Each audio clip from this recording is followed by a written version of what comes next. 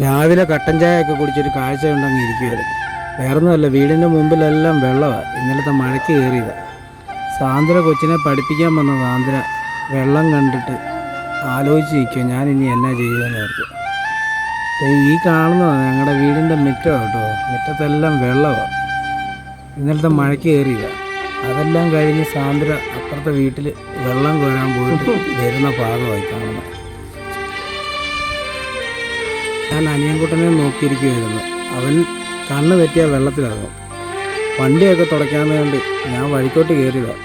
അപ്പം ഞങ്ങളുടെ വഴിയാണ് ഈ കാണുന്നത്. ആ വഴിയിലെല്ലാം വെള്ളം കയറി കിടക്കുക. ആ വെള്ളത്തിനകത്തൂടെയാണ് ഞാനീ നടന്നു പോകുന്നത്.